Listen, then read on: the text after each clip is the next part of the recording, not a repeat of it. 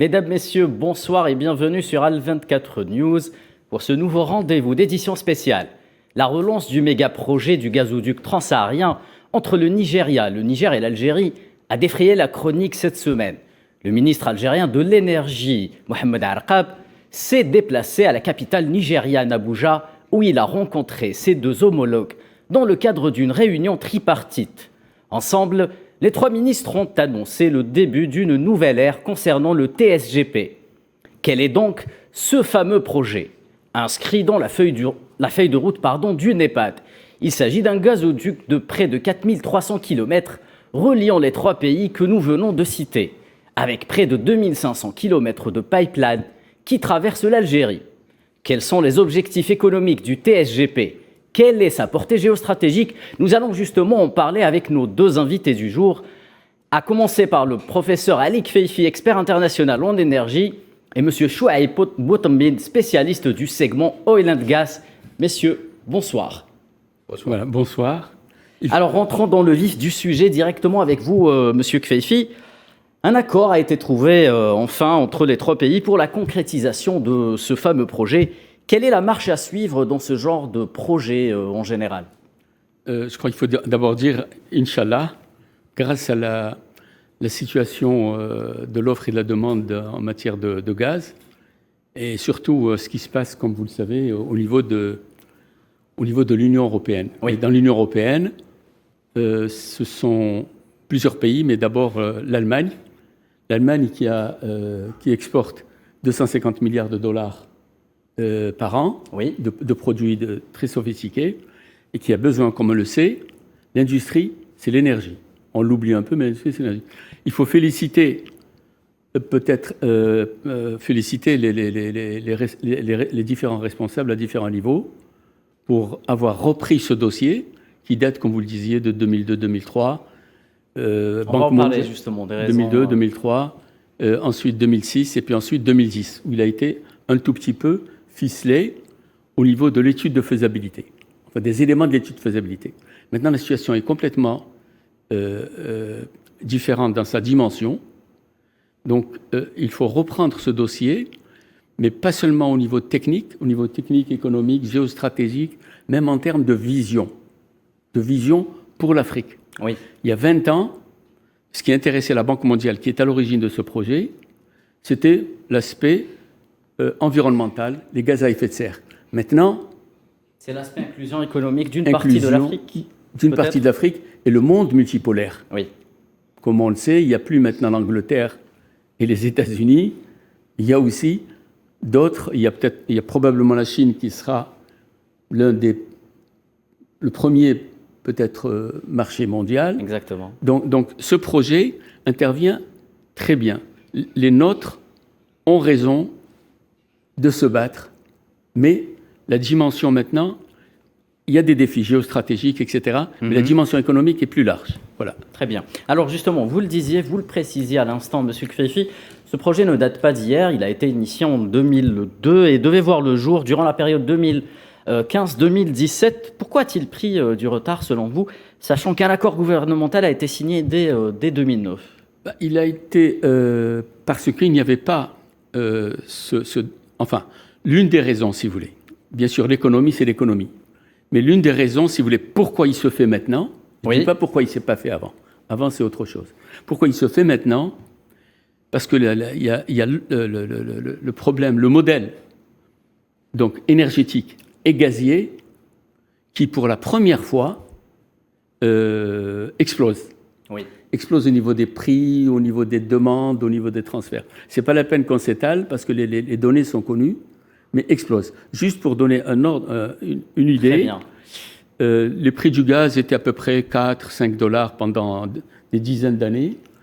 Là, enfin, je parle des prix au niveau des États-Unis, donc, Oui. qui sont donc le Henry Hub, tout ça. On est actuellement, je crois, aujourd'hui, on est à 6,6 ou 6,7 dollars par million de BTU, mais le prix du marché, le marché au niveau de la demande, pas au niveau des coûts et puis au niveau des États-Unis, tout comme nous au niveau de Hasserman. Ce n'est pas significatif ce marché.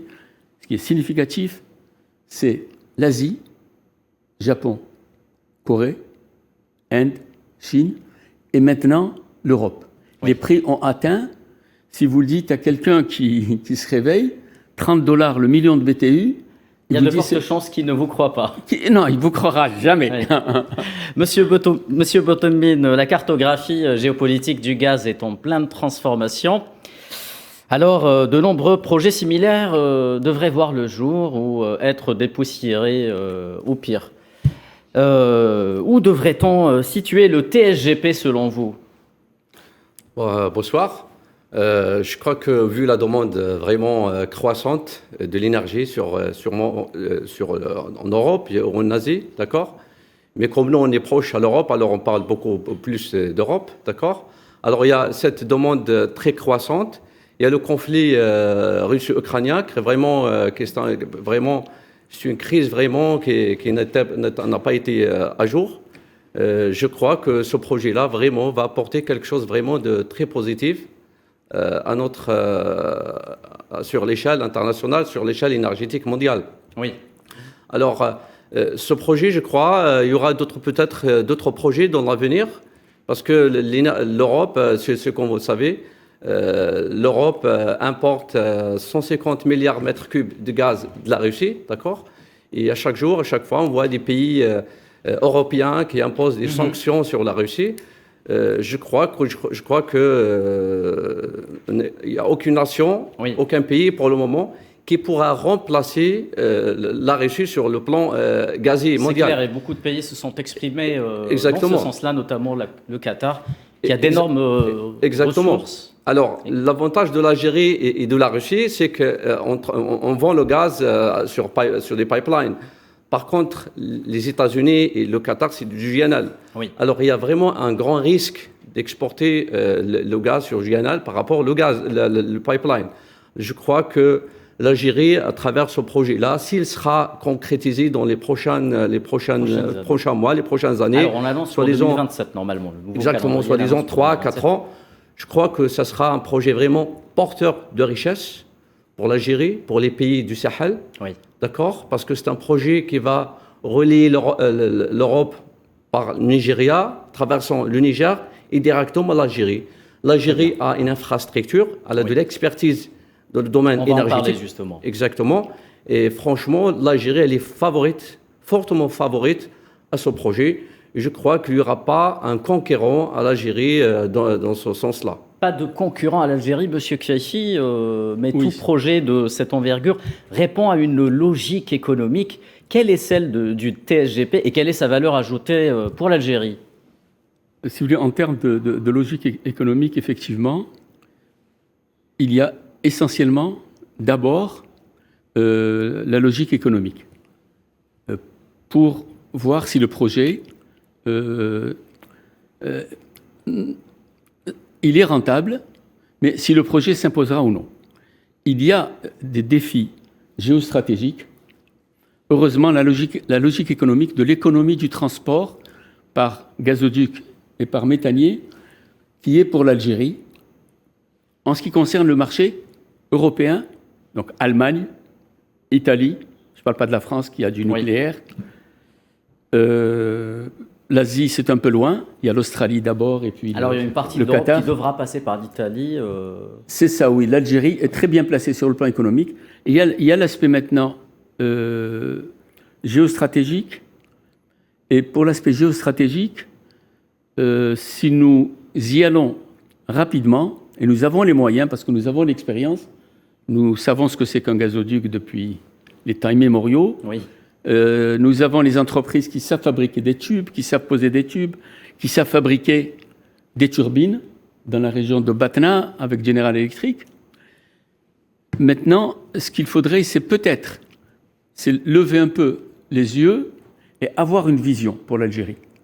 C'est pas seulement des petits vendeurs. Dire une vision à moyen long terme, c'est bien cela? Moyen long terme stratégique. Oui. Le marché africain qui aura besoin d'ammoniac, parce que avec le gaz naturel, on fait de l'ammoniac, qui a besoin d'engrais. Nous avons aussi de la potasse en Algérie, qui a besoin de beaucoup de choses, qui a besoin de gaz aussi, oui. Parce que la consommation est très faible, y compris au Nigeria. l'Algérie a une consommation raisonnable. Mais qui est en pleine croissance, disons une croissance exponentielle. Oui, qui est en pleine croissance, mais qui est raisonnable. Le Qatar, par exemple, consomme 10 fois plus que nous. Donc nous ne consommons pas quelque chose d'excessif. Mais je reviens à la vision. Ce qu'il faudrait, c'est que l'Algérie profite de ce projet pour qu'il ne soit pas un simple acte de transport et de vente de gaz naturel, mais de valorisation du gaz en Afrique et de ramener aussi les Européens ici, les industriels européens. Très bien, c'est clair. Monsieur Boutammine, plusieurs pays à l'image de l'Égypte ou du Qatar se positionnent actuellement pour pallier le manque d'approvisionnement en gaz naturel vis-à-vis de l'Europe. Alors, d'habitude, pour ce genre de projet, on se met plutôt en consortium, justement, pour proposer des projets plus ou moins structurants à court et à moyen terme. Est-ce qu'aujourd'hui, l'Algérie est dans ce cas de figure ? Je crois, vous avez cité le Qatar, vous avez cité l'Égypte, d'accord ? Moi, je cite encore les États-Unis, d'accord ? Parce qu'il ne faut pas oublier, les États-Unis étaient leader mondial dans l'exportation du gaz, du GNL, d'accord ? Déjà, il y a une pression énorme sur les pays européens pour faire une coupure directe ou faire des sanctions directes sur la Russie, l'importation du gaz russe. Et les États-Unis, bien sûr, proposent le GNL. Et comme vous le savez, le GNL, il est à un prix vraiment... Alors, du GNL avec une origine à 80% issue du schiste. Exactement. C'est bien cela. Voilà, les États-Unis, si je vous donne quelques chiffres, en 2011, les États-Unis produisaient 5,7 millions de barils par jour de pétrole. Aujourd'hui, les États-Unis produisent 11,2 millions de barils par jour. Oui. Oui, 70% de cette hausse de production vient du schiste, ce qu'on appelle shale gas, shale oil confondu au tight oil, both. OK. Alors, cette augmentation de production, d'accord, dans les États-Unis, a été à l'origine du shale, le développement du shale américain, qui a vraiment boosté et qui a mis les États-Unis vraiment sur le podium international. Et maintenant, Est-ce qu'on peut aujourd'hui considérer que les États-Unis font partie ou sont dans la sphère des concurrents de l'Algérie sur un certain marché, notamment l'européen? Exactement, parce que les États-Unis sont déjà présents sur le continent européen avec les méthaniers, avec les GNL, d'accord, avec le Qatar qui exporte 160 milliards de mètres cubes de gaz, d'accord. Alors, ce sont vraiment des concurrents pour l'Algérie. Mais je crois, à mon avis... D'où la nécessité, selon vous, peut-être de se mettre en consortium avec des pays qui sont plus ou moins connus pour développer un genre de projet pareil? Exactement. Pourquoi pas avec les États-Unis? Peut-être on développe cette industrie en Algérie.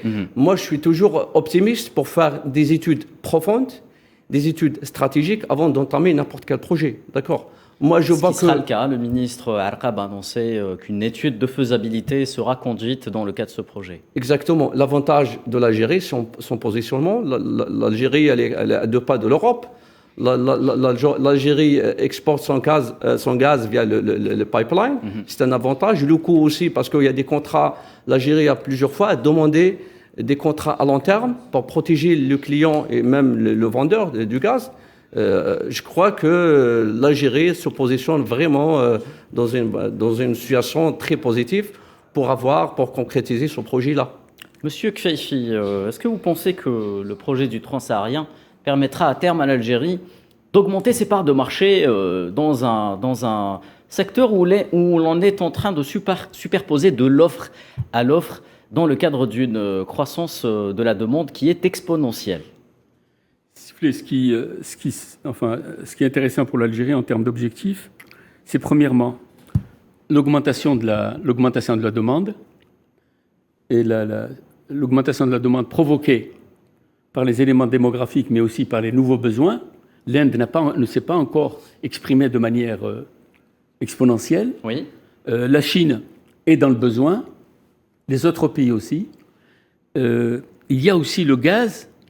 Parce que ce que prévoient les pays développés, c'est qu'en 2040, que le pétrole n'a pas disparu complètement, mais qui ne servent qu'à la pétrochimie. Très bien. Qu'il y ait que 20% donc aux industries des 100 milliards de... C'est ça. Et celui qui prend la place, c'est le gaz naturel.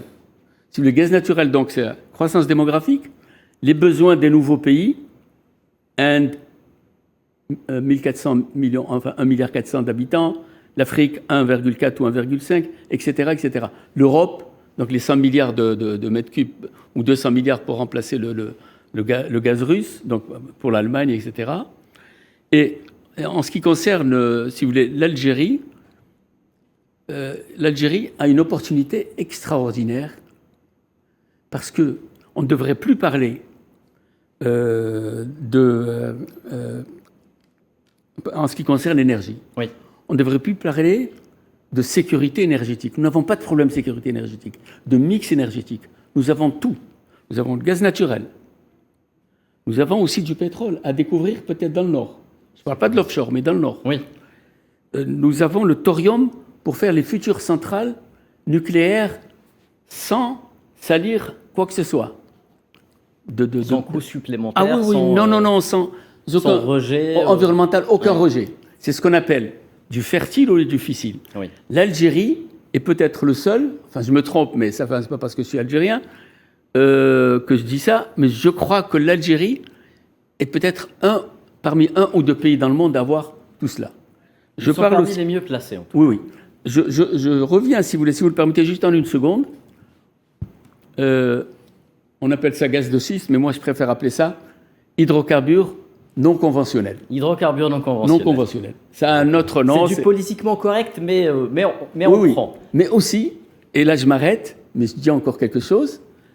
Je n'ai jamais considéré, enfin j'ai fait du génie chimique dans ma vie, j'ai fait de la chimie, donc je n'ai jamais considéré que le monde est condamné à la fracturation hydraulique et surtout pour le gaz de schiste. Et avec toutes ces saletés, pourquoi le gaz de schiste ne marche pas en Algérie? C'est parce que le coût de production est élevé. S'il est à $1... Hormis les risques environnementaux sur lesquels on a parlé. Mais il y a de nouvelles technologies. Je rappelle aux responsables algériens et puis aux Algériens scientifiques au sens large, il y a la technologie du plasma. Le plasma, qu'est-ce que c'est? Je chauffe un peu par des vibrations. La technologie de plasma qui a été développée à Leningrad. Oui. Enfin, je parle des Russes, mais qu'est-ce que vous voulez? On est obligé de citer les Russes. Strasbourg. Saint-Pétersbourg. Saint-Pétersbourg. Et cette technologie de plasma permet de remplacer la récupération secondaire à Hassim Saoud. Oui. Donc de récupérer 50 milliards, parce qu'on réinjecte 50 milliards à Hassim Saoud. Si on fait le plasma, il a été développé. Il y a probablement d'anciens Algériens qui ont fait leurs études en Russie. Oui. Le plasma pour ça, et surtout pour les hydrocarbures non conventionnels. Pour le gaz de schiste, si vous voulez. Très bien. Voilà. Peut-être que ça viendra dans le cadre d'une feuille de route à long terme. Pour l'instant, ce n'est pas inscrit dans la stratégie de l'État. On se dirige par contre beaucoup plus vers la sécurisation énergétique dont parlait Monsieur Kfeifi, appliquée sur le gaz naturel.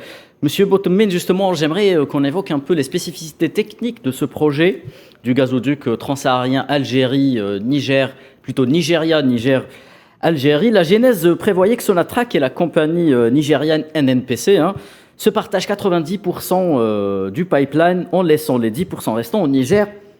Est-ce que le TSGP peut attirer la convoitise d'autres majors pétrolières en cours de route, à votre avis? Est-ce que d'autres majors pourraient venir se greffer en amont ou en aval de ce projet?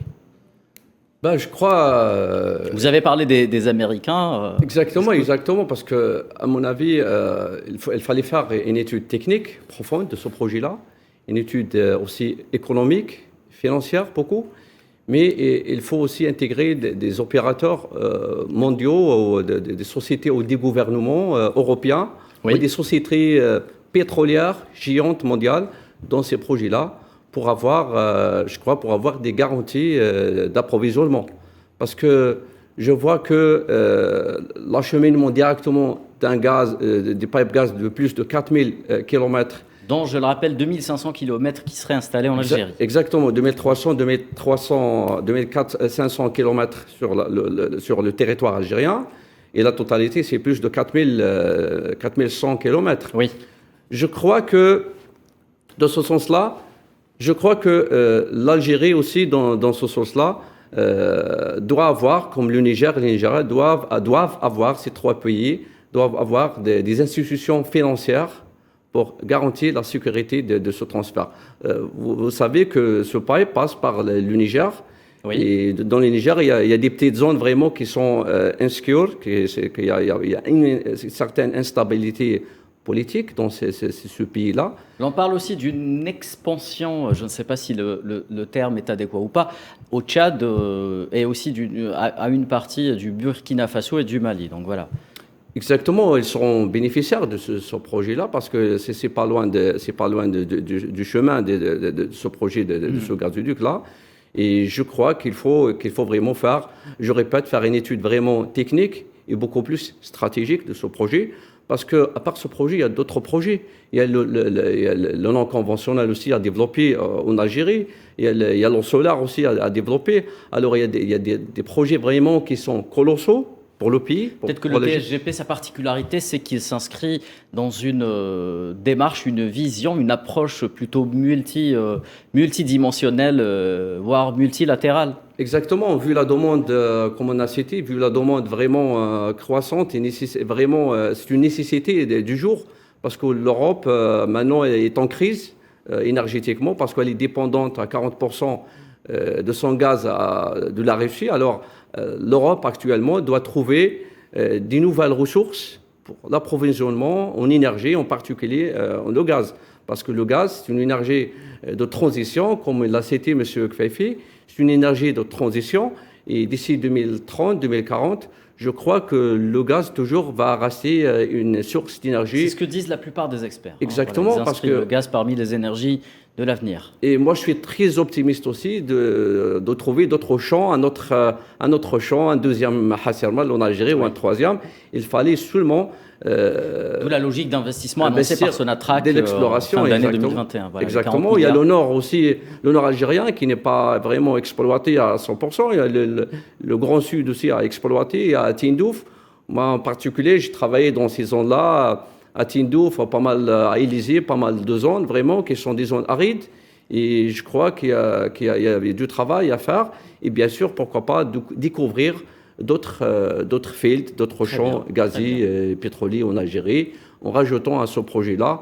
Et de ce sens-là, l'Algérie se positionne parmi les leaders mondiaux dans l'approvisionnement du gaz vers le monde. Pourquoi pas pourquoi seulement l'Europe, mais vers l'Asie aussi, trouver d'autres clients de l'avenir. Très bien, très bien. Monsieur Kfeifi, j'aimerais revenir un peu à l'aspect stratégique de ce projet. Alors, l'un des objectifs attribués au TSGP, c'est de fournir l'Europe avec 20 à 30 milliards de mètres cubes de gaz naturel. Est-ce qu'on pourrait dire que l'Algérie sera, à partir de là, un pays plus incontournable que jamais sur le marché du gaz? Bien sûr, bien sûr. Je dirais même sans ce projet, mais avec ce projet, encore mieux. Oui. Parce que nous avons déjà des gazoducs qui seront rentables, qui ont des prix très compétitifs.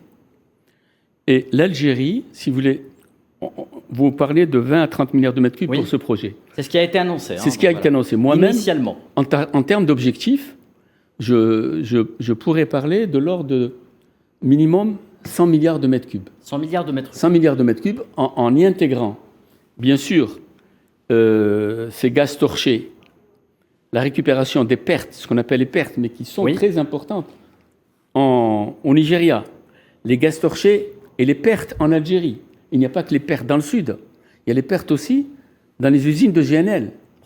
Profitons pour préciser que Sonatrach a inscrit cette logique dans le cadre d'une feuille de route censée lutter contre le torchage du gaz naturel, voilà, pour récupérer un maximum il s'intéresse, il y a des quantités, et dans les quantités à récupérer, moi, pour l'Algérie, je me dis, j'espère qu'un jour, nous réinjectons à peu près la moitié, donc de 160 milliards de gaz produits, on consomme, on exporte 80, mais il reste à peu près 70-80 qui sont réinjectés.